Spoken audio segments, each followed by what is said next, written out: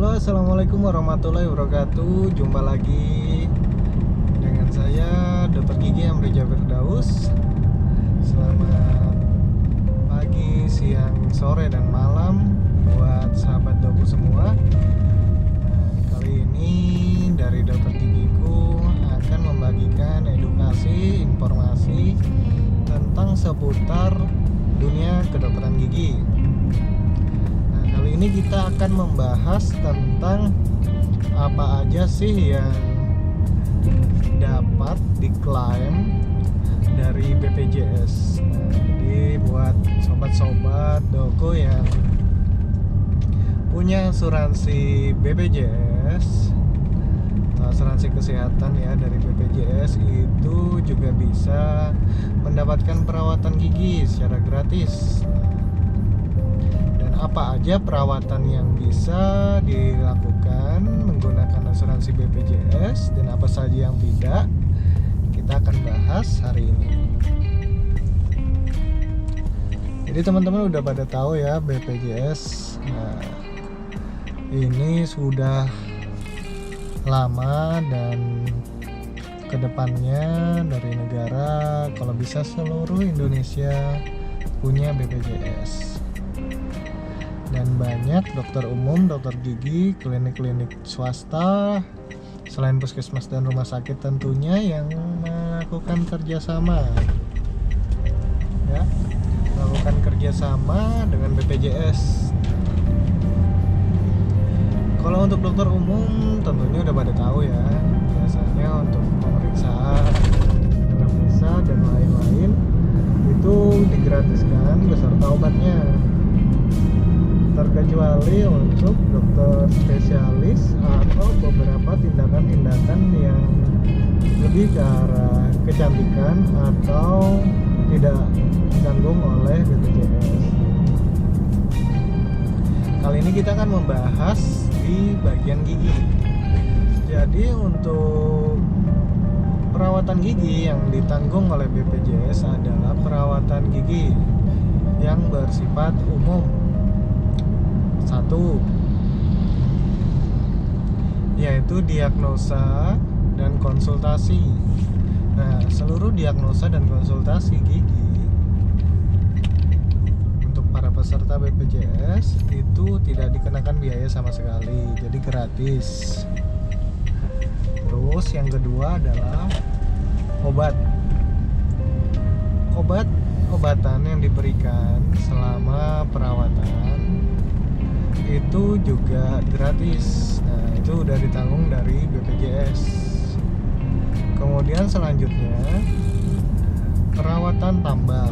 Nah, perawatan tambal gigi ini maksudnya adalah penambalan gigi ringan sampai sedang. Jadi misalnya teman-teman berlubang gigi belakang bawah gitu ya, ingin ditambal. Nah, itu bisa dengan BPJS. Nah, terkecuali ya gigi-gigi dengan kecantikan, misalnya gigi depan terus kalian minta warnanya mirip seperti gigi banget, itu sudah termasuk kecantikan estetik. Nah, itu nggak bisa ditanggungkan oleh BPJS.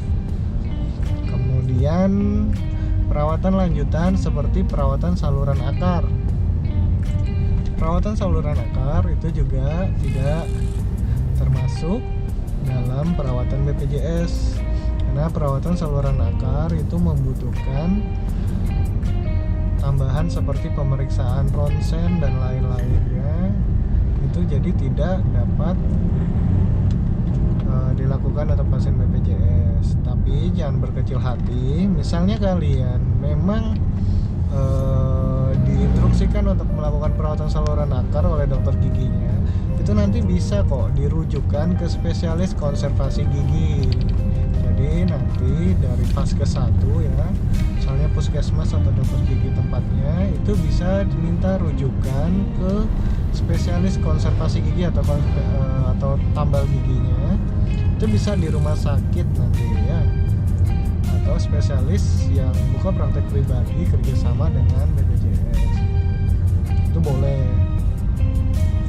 Terus selanjutnya pencabutan gigi ringan. Nah, pencabutan gigi ringan ini adalah pencabutan gigi mudah. Jadi bukan gigi yang susah. Misalnya gigi susah itu seperti apa, Dok?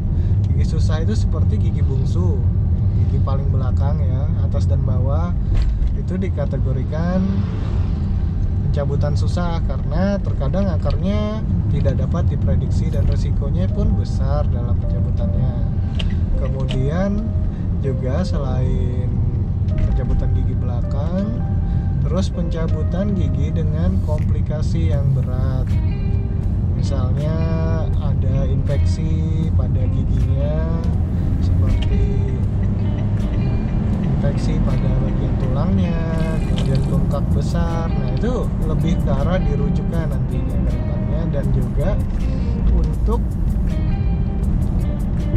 pencabutan gigi dengan akarnya yang aneh-aneh sehingga membutuhkan persiapan pencabutan yang agak sulit. Nah, itu juga termasuk ya. Dan buat teman-teman yang BPJS, untuk pencabutan gigi itu udah semua termasuk dari biaya penyuntikannya, pemberian obat juga, dan juga pencabutan. Itu semuanya gratis. Kemudian selanjutnya adalah perawatan lain yang bersifat emergensi ya. Jadi memang perawatan ini sangat diperlukan. Kalau tidak dilakukan, itu bisa mengancam nyawa satu atau habis kecelakaan. Contohnya misalnya ada yang jatuh kemudian giginya lepas. Nah, itu bisa ke dokter gigi untuk dilakukan pemasangan kembali giginya misalnya ya, dan juga dilakukan misalnya splitting seperti itu agar giginya tidak lepas kembali. Dan yang lain-lainnya nanti mungkin karena penjabarannya sangat umum ya untuk pasien-pasien dengan emergensi ini, dan apalagi emergensi gigi ini yang ini banyak banget ya, dan ini bisa dikembalikan lagi nanti ke dokter giginya apakah bisa atau tidak. Jadi nanti coba dilihat lagi. Yang pasti emergensi di sini adalah tindakan yang membutuhkan waktu itu juga. Jika tidak dilaksanakan dapat membahayakan nyawa atau dapat membahayakan hal yang lainnya. Jadi butuh pertimbangan. Terus kemudian untuk yang tadi, sebelum dilakukan perawatan baiknya ditanyakan dulu ke dokter giginya bisa dengan BPJS atau tidak ya, biar nanti agak tenang dan nyaman. Kemudian selanjutnya yaitu adalah gigi palsu. Nah, gigi palsu itu dari BPJS bisa mendapatkan potongan harga. Jadi bukan gratis ya. Jadi dapat potongan harga. Nah, nanti potongan harga ini diklaimkan oleh dokter giginya. Jadi sobat-sobat yang pengen buat gigi palsu itu nanti tinggal ke dokter gigi dan bilang bahwa ingin membuat gigi palsu. Nah, nanti dokter giginya yang akan menghitung biayanya, terus dikurang dari biaya potongan dari BPJS. Nah, kalau dari BPJS itu kurang dari 6 gigi mendapat potongan 250.000. Sedangkan jika lebih dari 6 gigi akan mendapatkan 500.000. Nah, itu bisa dicek lagi. Jadi sisanya misalnya buat gigi palsunya 1 juta ya. Nah, sisanya sudah dapat potongan dari BPJS misalnya 250.000. Jadi yang harus sobat bayarkan adalah 750.000 contohnya ya. Seperti itu. Tapi teman-teman tanyakan juga kembali ke dokter giginya, apakah dokter giginya menerima klaim gigi palsu, karena pada perjanjian BPJS ada beberapa juga yang tidak menerima pembuatan gigi palsu seperti itu ya. Nah, untuk pembuatan gigi palsu itu bisa loh di Vaskes atau puskesmas, bisa juga rujukan dari rumah sakit bisa, atau di klinik yang bekerja sama dengan BPJS gitu. Terus apa aja sih yang nggak boleh atau nggak bisa diklaimkan BPJS? Itu contohnya adalah perawatan yang bersifat kecantikan, misalnya rawat gigi itu nggak bisa. Terus penambalan gigi depan, warna gigi atau kecantikan itu nggak bisa juga.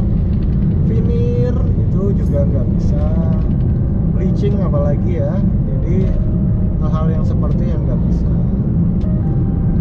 Nah, mungkin dari saya itu saja.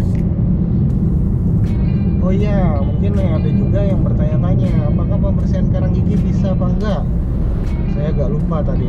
Pembersihan karang gigi itu coba dipertanyakan lagi pada dokter giginya, karena ada beberapa yang bisa, ada juga yang tidak. Dan kalaupun bisa, itu biasanya 1 tahun 1 kali mendapatkan pembersihan karang gigi. Dan kebijakan masing-masing dokter gigi per daerah itu agak berbeda untuk pembersihan karang gigi, karena pembersihan karang gigi juga termasuk tindakan kecantikan ya, estetik. Jadi di situ terkadang ada juga yang tidak masuk dalam klaim BPJS. Jadi dipertanyakan dulu apakah bisa apa enggak ya. Nah, itu tadi yang kurang. Oke, kembali saya tutup. Sekian dari saya. Misalnya teman-teman ada yang ingin ditanyakan, silakan tanyakan saja di kolom komentar. Nanti sebisa saya akan menjawabnya. Kemudian buat teman-teman juga yang pengen tahu informasi lebih banyak, silakan kunjungi website doktergigiku.online. Nanti di sana banyak info-info tentang dokter gigi dan juga bisa konsultasi langsung